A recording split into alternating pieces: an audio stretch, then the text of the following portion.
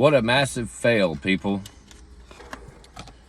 The feminist movement, the incentivizing single motherhood and fatherless homes in the United States. So, there's a huge disconnect between men and women. And I'm talking about biological men and biological women. And to me, one of the biggest problems with what that's done for the culture and the overall think tank of the collective here in society in the United States is that men and women aren't like they used to be. Yet we are. But we've been convinced mentally that we're not. And that men can be women and women can be men. And so now women expect men to act like women and think like women. And a lot of men expect women to think and act like men. But women really aren't attracted to men who act like or think like women. And men are not attracted to women who think and act like men. So it's a real fucking conundrum when it comes to starting a family or having children or determining what your values are. It's just a shit show. I'm John Lee. Don't forget, like and subscribe to this channel, this video, whatever. I'm not even that old. I'm 41, but I can remember when things were a lot easier. I don't know why.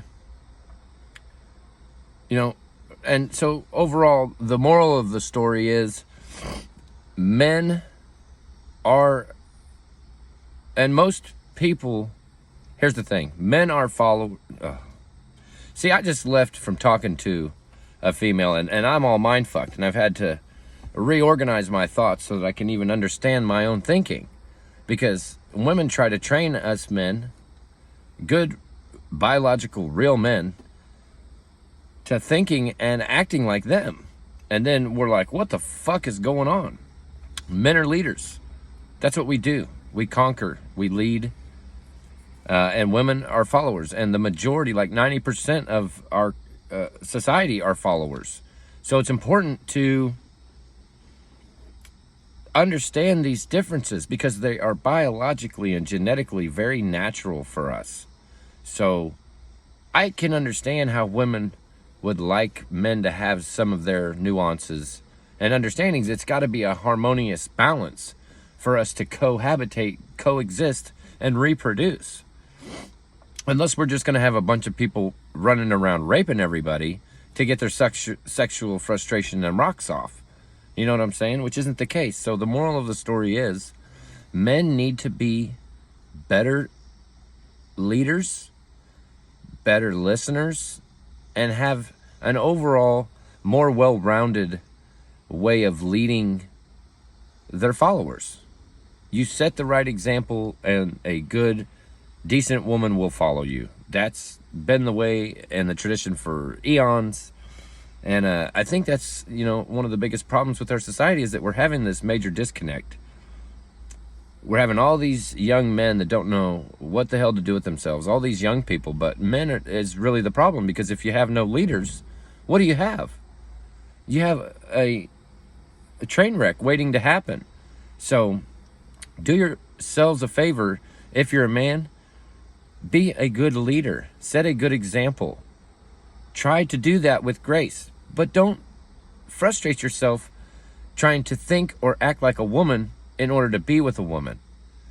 Stand your ground, explain rationally, politely, and with grace to your woman what her role and your role is. And women need to be better listeners.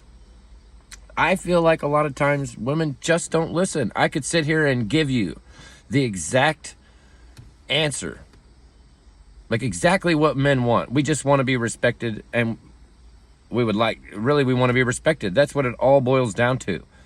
Men and women aren't wired the same way biologically. We don't bond ourselves to women when we have sex with them like women do. We don't release the same types of hormones and chemicals and all this shit biologically going on in our bodies. But men should be somewhat nurturing, but we are not nurturing by nature. So there's a very fine line between women acting like women and men acting like men being good leaders with grace, and women being good followers that listen and respect. That's what us men need to provide and protect. That's all we need is respect. I'm John Lee. Like and subscribe to this video. I'm on to the next one. Don't forget, drop a comment too, because I act like I give a shit what you think, but really I don't.